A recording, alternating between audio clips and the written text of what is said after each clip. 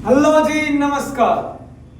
तो आइए आज हम सुमित सर आप सभी के बीच आपके अपने प्यारे से चैनल सुमित बायोलॉजी क्लासेज पे आप सभी को स्वागत करते हैं।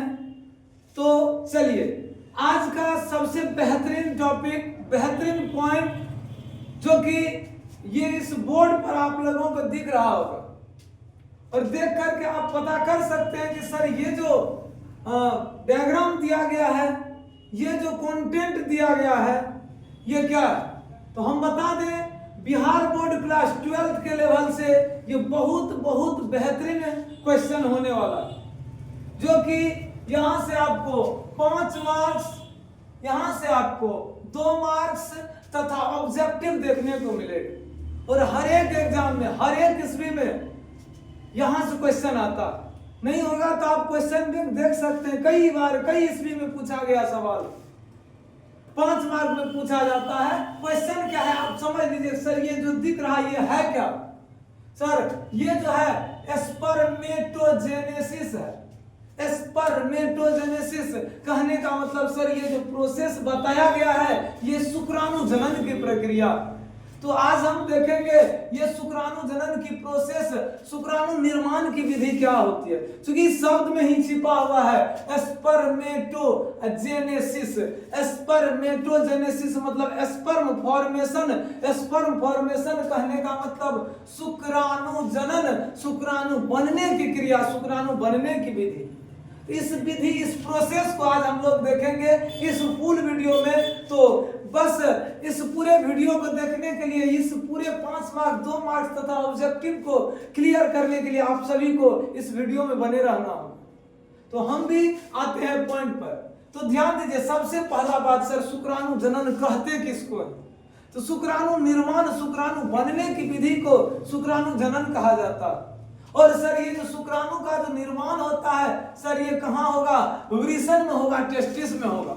वृषण जो कि नर का प्राथमिक जनन अंग होता है, जिसको हम लोग टेस्टिस या वृषण कहते हैं, यह हमारे मानव का, हमारे नर मानव का प्राथमिक जनन अंग होता है। और यहाँ पर किसका निर्माण होता है? सर शुक्राणु का निर्माण होता है। किसका निर्माण होगा? शुक्राणु, जिसको हम लोग कहते हैं स्पर्म कहते हैं। क्या कहते हैं सर? जिसको हम स्पर्म कहते हैं, जिसको शुक्राणु कहते हैं। आज हम देखेंगे सर ये शुक्राणु का निर्माण होता कैसे है, होता है कहां? तो सर नर के वृषण में, और वृषण में स्थित शुक्राणु जनन नलिका में होता है। ध्यान दीजिएगा, शुक्राणु जनन नलिका, जिसको सर इंग्लिश में हम लोग सेमिनिफेरस ट्यूब्यूल कहा जाता है। यहां से ऑब्जेक्टिव आएगा वृषण में या शुक्राणु का जो निर्माण होता है वृषण के किस भाग में होता है? तो सेमिनिफेरस ट्यूब्यूल शुक्राणु नलिका में होता है। क्वेश्चन पाएंगे, चर्चा करेंगे। फिलहाल हमको ये डायग्राम को समझना। सबसे पहले हम चलाते हैं सर ये क्या दिया गया है? ये है स्पर्मेटोगोनिया। शब्द पर ध्यान दीजिएगा, स्पर्मेटोगोनिया, जिसको सर हिंदी में कहते हैं शुक्रजनक कोशिका या शुक्रजन कोशिका कहा जाता है। और जो क्या होते हैं सर? द्विगुणित होते हैं। स्पर्मेटोगोनिया या शुक्रजनक कोशिका सर क्या होते हैं? द्विगुणित होते हैं। जब इसमें समसूत्री विभाजन होता है, जब इसमें माइटोसिस डिवीजन की क्रिया होती है, हम जानते हैं माइटोसिस डिवीजन किसको कहते हैं, समसूत्री विभाजन किसको कहते हैं? जब सेल जब कोई भी पुरानी सेल से 4 नई सेल की निर्माण होती है, 4 नई कोशिका की निर्माण होती है। सर इस प्रोसेस को, इस डिवीजन को, इस विभाजन को समसूत्री विभाजन करो। होता क्या है सर? समसूत्री विभाजन में स्पर्मेटोगोनिया समसूत्री विभाजन के दौरान 4 शुक्रजनन कोशिका या स्पर्मेटोगोनिया बनाता है, जो सर क्या होते हैं? द्विगुणित होते हैं, 2n होते हैं, डिप्लॉयड होते हैं। अब जब इसमें से किसी एक स्पर्मेटोगोनिया वृद्धि करता है, परिपक्व होता है, डेवलप होता है, तब यह जाकर के एक प्राथमिक शुक्रजनन कोशिका का निर्माण, शुक्रजन कोशिका, प्राथमिक शुक्रजन कोशिका, जिसको सर इंग्लिश में प्राइमरी स्पर्मेटोसाइट कहते हैं, इसका निर्माण होता है। कहने का मतलब स्पर्मेटोगोनिया में समसूत्री विभाजन की क्रिया के दौरान क्या होता है? शुक्रजन कोशिका स्पर्मेटोगोनिया बनता है, जिसमें से किसी एक स्पर्मेटोगोनिया परिपक्व होकर वृद्धि करके एक प्राथमिक शुक्रजन कोशिका बनाती है, जिसको सर हम लोग प्राइमरी स्पर्मेटोसाइट कहते हैं। अब क्या होता है सर, इस प्राइमरी स्पर्मेटोसाइट में वृद्धि होता है या यह परिपक्व होकर के इसमें सर सबसे पहले प्राथमिक अर्धसूत्री विभाजन होता है। कहने का मतलब अर्धसूत्री विभाजन की क्रिया प्रथम बार यहाँ शुरू होती है। कहाँ? प्राथमिक शुक्रजन कोशिका में, प्राइमरी स्पर्मेटोसाइट में। जब प्राइमरी स्पर्मेटोसाइट में प्राथमिक अर्धसूत्री विभाजन होती है, तब जाकर के 2 की संख्या में द्वितीयक शुक्राणुजन कोशिका बनता है। क्या बनेगा सर? द्वितीयक शुक्राणुजन कोशिका। और ये द्वितीयक शुक्राणुजन कोशिका अगुणित होते हैं, प्राथमिक शुक्राणुजन कोशिका द्विगुणित होते हैं। जब यह टूटता है, जब यह विभाजित होता है, जब इसमें डिवीजन की क्रिया होती है, प्राथमिक अर्धसूत्री डिवीजन होती है, तब जाकर के प्राथमिक शुक्राणुजन कोशिका प्राइमरी स्पर्मेटोसाइट 2 की संख्या में सेकेंडरी स्पर्मेटोसाइट बनाता है, जो कि क्या होता है? अगुणित होते हैं। चलिए सर थोड़ा सा और आगे आते हैं। जब ये द्वितीयक शुक्रजन कोशिका, जिसको हम लोग सर सेकेंडरी oocyte कहते हैं, जब इसमें फिर से अर्धसूत्री विभाजन होता है, अर्धसूत्री विभाजन की क्रिया जब दूसरी बार होता है ये दोनों द्वितीयक शुक्रजन कोशिका में, तब जाकर के सर किसका निर्माण होता है? आप देख सकते हैं स्पर्मेटिड का निर्माण होता है। किसका निर्माण होगा सर?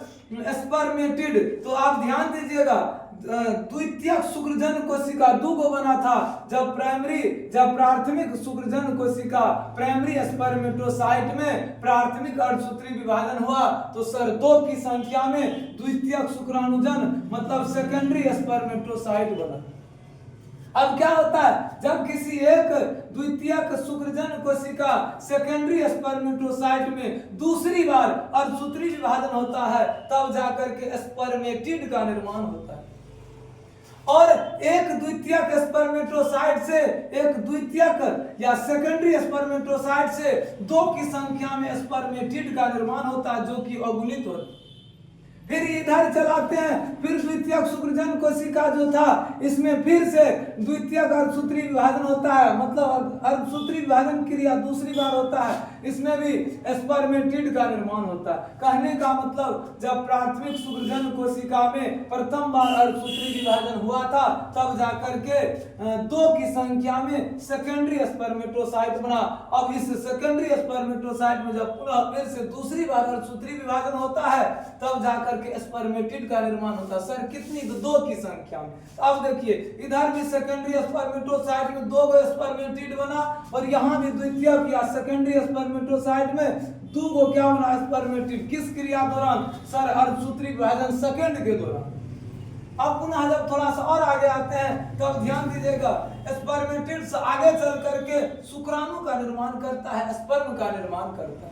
अब देखो, एक स्पर्मेटिड एक शुक्राणु बनाता है, फिर पुनः यहाँ जो स्पर्मेटिड है ये भी आगे चलकर एक शुक्राणु बनाता है, फिर आगे चल के जो अगला स्पर्मेटिड है इससे भी एक शुक्राणु बनता है, फिर आगे और आते हैं स्पर्मेटिड भी आगे चल के एक शुक्राणु बनाता है। एवं प्रकार से एक स्पर्मेटिड एक शुक्राणु बनाता है, तो एक द्वितीयक स्पर्मेटोसाइट से सेकेंडरी स्पर्मेटोसाइट से 2 स्पर्मेटिड बनता है, तो 2 की संख्या में शुक्राणु बनता है। फिर इधर चला तो द्वितीयक शुक्रजन कोशिका सेकेंडरी स्पर्मेटोसाइट में जब द्वितीयक या दूसरी बार अर्धसूत्री विभाजन होता है, 2 स्पर्मेटिड बनता है, और सभी स्पर्मेटिड से अलग अलग एक की संख्या में शुक्राणु बनता है। कहने का तात्पर्य सर यह हो गया, जब प्राइमरी स्पर्मेटोसाइट में प्रथम बार अर्धसूत्री विभाजन होता है, तो 2 की संख्या में द्वितीयक या सेकेंडरी स्पर्मेटोसाइट बनता है, और एक सेकेंडरी स्पर्मेटोसाइट से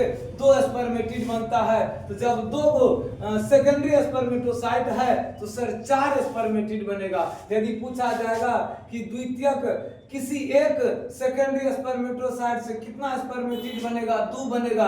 यदि पूछा जाएगा किसी एक सेकेंडरी स्पर्मेटोसाइट से कितना शुक्राणु, तो जितना स्पर्मेटिड उतना शुक्राणु बनेगा। कहने का मतलब पूरी प्रोसेस में, पूरी क्या कहते हैं स्पर्मेटोजेनेसिस के प्रोसेस में पूछा जाएगा प्राथमिक शुक्रजन कोशिका आगे चल करके पूर्ण रूप से कितने शुक्राणु का निर्माण करता है? सर 4 शुक्राणु का निर्माण करता है। इस पूरी प्रोसेस में पूछा जाएगा जाएगा कि समसूत्री विभाजन की क्रिया कितनी बार हुआ। समसूत्री विभाजन क्रिया एक बार हुआ, जब स्पर्मेटोगोनिया आगे चल करके 4 स्पर्मेटोगोनिया का निर्माण किया, या आगे चल करके प्राथमिक या प्राइमरी स्पर्मेटोसाइट बनाया, तब जाकर के समसूत्री विभाजन क्रिया हुआ। तो पूरी प्रोसेस में, पूरी शुक्राणु जनन की कोशिका जनन में जो होता है, एक बार समसूत्री विभाजन होता है और 2 बार अर्धसूत्री विभाजन की क्रिया होती है। नहीं, ये पूरा जो प्रोसेस था, ये पूरा जो डिटेल था, यही था सर हमारा शुक्राणु जनन कोशिका। यदि आप इसको बारीकी से देखते हैं तो हमारे ख्याल से आपको बहुत बेहतर तरीके से समझ में आया होगा।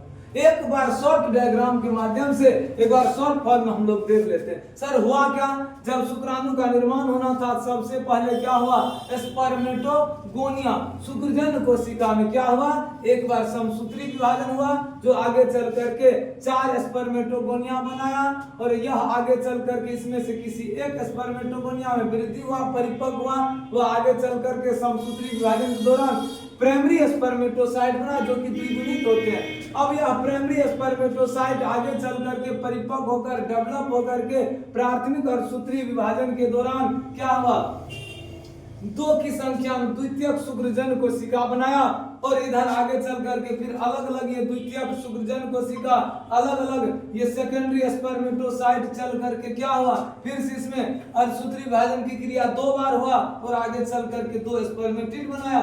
तो ये भी 2 स्पर्मेटिड बनाएगा, इधर भी जो सेकेंडरी स्पर्मेटोसाइट बना, ये भी 2 स्पर्मेटिड बनाया। तो कुल मिलाकर के दोनों स्पर्मेटोसाइट से 4 स्पर्मेटिड बनता है, और दोनों स्पर्मेटोसाइट से 4 शुक्राणु बनता है। जितना स्पर्मेटिड उतना शुक्राणु बनेगा। ये सारा, ये जो पूरा सा प्रोसेस है, ये है शुक्राणु जनन कोशिका। नहीं, ये पूरा डिटेल था शुक्राणु जनन कोशिका का।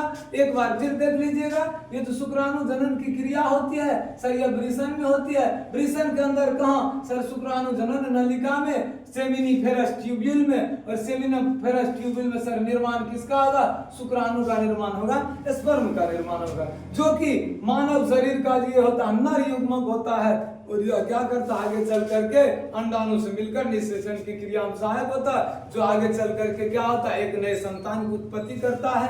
तो यही सब सर सारा प्रोसेस था। आगे आप लोगों से यही उम्मीद रहेगा कि आगे का जो टॉपिक होगा, तो आप एक बार बता दीजिएगा सर, नहीं ये कंटेंट, ये जो टॉपिक था बहुत बेहतर लगा हम लोग को, आगे का क्या टॉपिक होगा, आप लोग इसी वीडियो के नीचे कमेंट कीजिए। आप लोगों के लिए उस कंटेंट को, उस टॉपिक को हम लेकर के आएंगे। तब तक के लिए धन्यवाद।